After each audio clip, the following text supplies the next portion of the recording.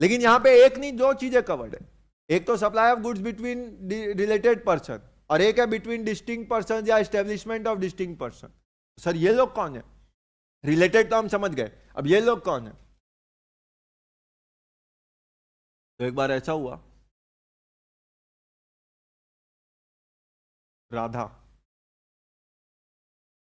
राधा ने पूछा कृष्ण से, क्या पूछा कि हे कृष्ण, तुमने प्यार मुझसे किया, करेक्ट, लेकिन शादी रुक्मणी से करी। That was the case study, correct. तो राधा ने पूछा कृष्ण से कि जब तुमने प्यार मुझसे किया तो शादी रुक्मणी से क्यों की? अब उस पे कृष्ण का क्या जवाब आया? Anyone nose? किसी को पता है? Outside the scope, outside syllabus है, करेक्ट। तो राधा ने जब ये सवाल किया कृष्ण से कि जब तुमने प्यार मुझसे किया तो शादी रुक्मणी से क्यों करी, तो कृष्ण ने जवाब दिया। जवाब क्या दिया? तो जवाब कुछ ऐसा था कि हे राधे, जवाब क्या था कि हे राधे, विवाह के लिए दो लोगों की जरूरत होती, तुम में और मुझ में, दूसरा कौन?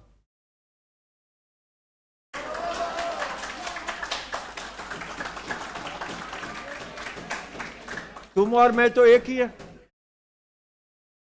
तो विवाह के लिए दो लोगों की जरूरत होती है, तो इसलिए प्यार तुमसे किया, शादी रुक्मणी से करी। मैं तो आपको प्यार शादी नहीं समझा रहा, मैं तो आपको कंसेप्ट सिखा रहा डिस्टिंक्ट पर्सन किसको बोलते।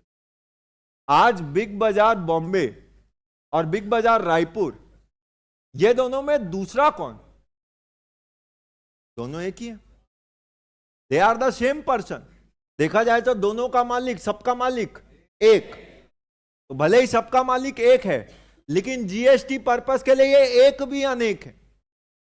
और इसलिए अगर बिग बाजार बॉम्बे ने बिग बाजार रायपुर को अगर कुछ सप्लाई किया, तो भले ये दोनों पर्सन एक है, दोनों का ओनर एक है, लेकिन still they are treated as two distinct persons. मैं तो आपको मतलब समझा रहा हूं कि डिस्टिंक्ट पर्सन किसको बोलते हैं। तो आज big Bazaar Bombay and Big Bazaar Raipur, Reliance Bombay and Reliance Gujarat, these are two distinct persons.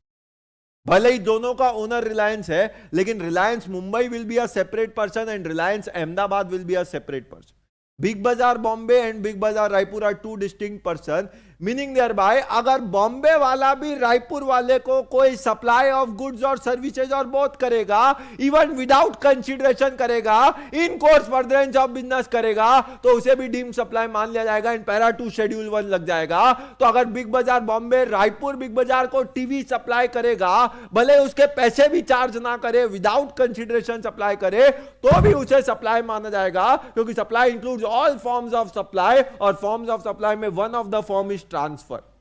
अगर पैसे लेके करेगा रायपुर वाले से, तब तो वो सप्लाई है ही 7(1) में। अगर बिना पैसे लिए कर दिया वो टीवी को ट्रांसफर मुंबई से Raipur, even that is supply, क्योंकि it will be covered by the scope of para 2 schedule 1 which says any supply of goods और सर्विसेज और बोथ बिटवीन रिलेटेड पर्सन्स और between distinct persons or establishments of distinct persons, even if without consideration, in course furtherance of business, is a deemed supply। तो ये एक तरीके का deemed supply बन जाएगा। बोलिए क्लियर हो गया कि नहीं?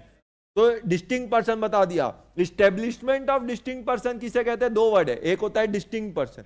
Big Bazaar Bombay and Big Bazaar Raipur are treated as distinct person. Establishment of distinct person किसको बोलते हैं? इस्टेब्लिशमेंट ऑफ डिस्टिंक्ट पर्सन मतलब समझिए, मेरी एक ब्रांच मान लीजिए मुंबई में, एक ब्रांच रायपुर में। रायपुर की ब्रांच से मैं क्या करता हूं? कपड़े बेचता हूं, इट्स अ टैक्सेबल सप्लाई।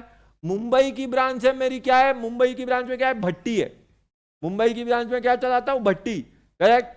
तो अल्कोहलिक लिकर, अभी वो जो अल्कोहलिक लिकर है, क्या उस पर जीएसटी लगता है? नहीं। अब सोचो, एक्स लिमिटेड एक कंपनी है, रायपुर में कपड़े बेचती है, मुंबई में भट्टी चलाती है, दोनों का मालिक एक, करेक्ट। अब उसको रजिस्ट्रेशन कहां कराना है? जहां से कपड़े बेचती है। तो रायपुर में उसने अपना रजिस्ट्रेशन कराया। क्या मुंबई में रजिस्ट्रेशन की जरूरत है? जब वो काम ही वो कर रही है जिसपे जीएसटी नहीं लगता, तो मुंबई में उसको रजिस्ट्रेशन कराने की जरूरत नहीं है। करेक्ट।